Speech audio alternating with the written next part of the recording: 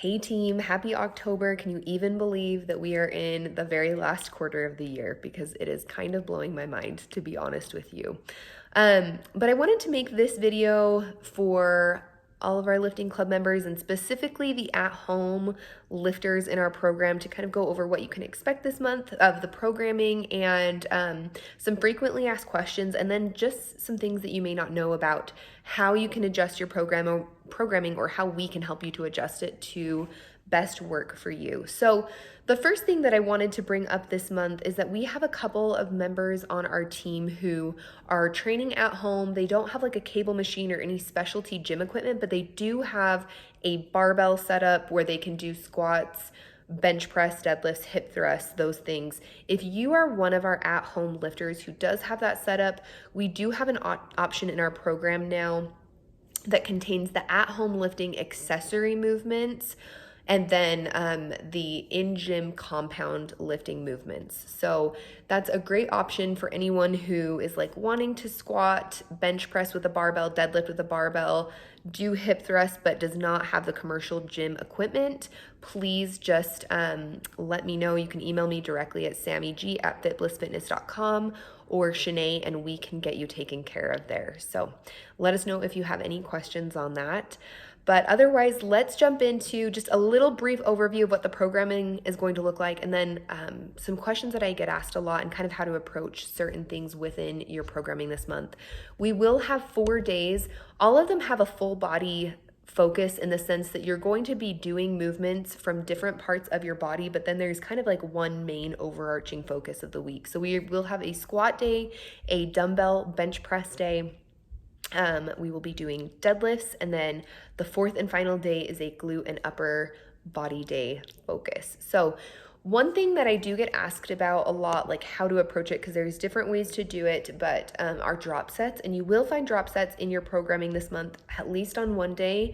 I can't remember offhand if I put it into 2 days, but let me talk about how to do that for anyone who is wondering, or it's just good to listen to see like what I'm kind of hoping will happen there if you've been doing it differently. So with a drop set, let's say that we are doing a movement like a bicep curl, and you're doing, let's say you're using 12-pound dumbbells to do this movement. So you will do all 12 reps and then immediately following your programmed sets. So if I say, like if I have it programmed where you're gonna do 3 sets of 12, you'll do your 3 sets. On your 3rd set, you are going to drop down to 1 lower weight. When I say 1, I mean that you're only doing 1 more set, but you're gonna choose a lower weight. So if you're doing 12s, maybe you would drop down to 10s, maybe you would drop down to 8s, but you're going to grab that lower weight and do 12 more reps there. You might find something that does happen commonly on sets like this is if you're doing the bicep curl with 12s and then you drop down to 10s, maybe you can't complete another 12 reps right then immediately without rest, and I do not want you to rest in between these 2 sets. That's okay to then drop the weight down again, but the goal is that you'll drop the weight down and then do those reps again without taking any rest. I wanted to address this specifically for you at-home lifters because I know that some of you are working with just 1 set of dumbbells, and if that is the case on a drop set, for example, if it was bicep curls and you did your 12, you can even do something as simple as then doing it unweighted. And as easy as this sounds right now, like, am I gonna get anything out of that? You will.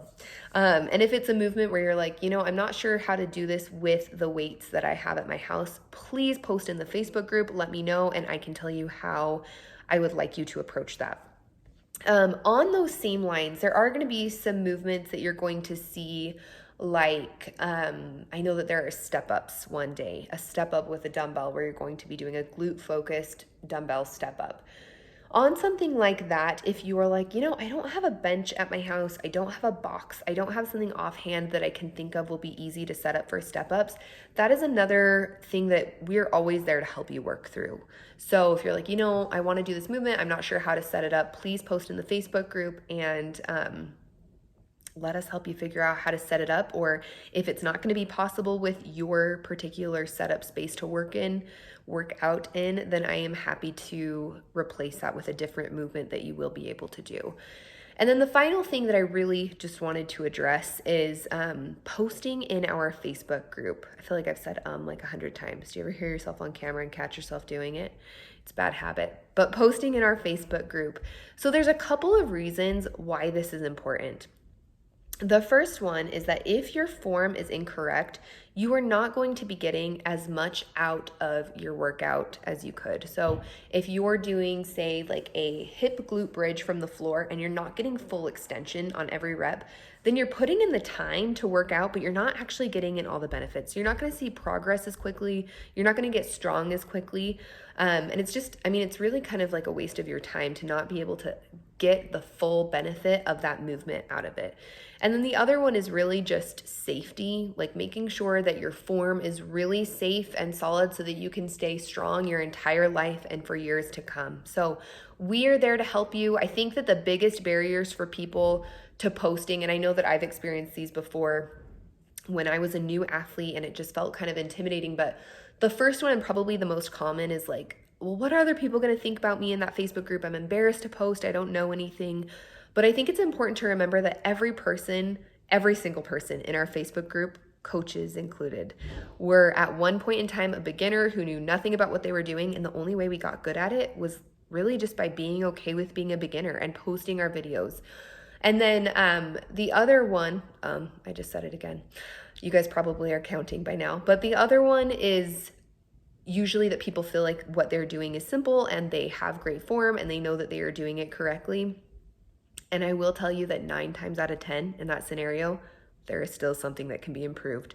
There is still a way that we can optimize it. And often at FitBliss, the way that we will have you lift is maybe different than what you've done in the past. So you may feel like, well, I'm doing this right the way that I was taught, but maybe we can teach you something new that you didn't already know. Hopefully we can. So I wanted to encourage you guys this month to really utilize that, take advantage of it, even if what you are posting you feel like is something that's so basic that you're like, oh, everyone knows how to do this. I bet that there is something that we can do to help you to optimize that and maximize your progress. We are here to help you. Don't hesitate to send me an email if you have any questions on this month's at-home programming, sammyg@fitblissfitness.com, or post in the Facebook group. Happy lifting.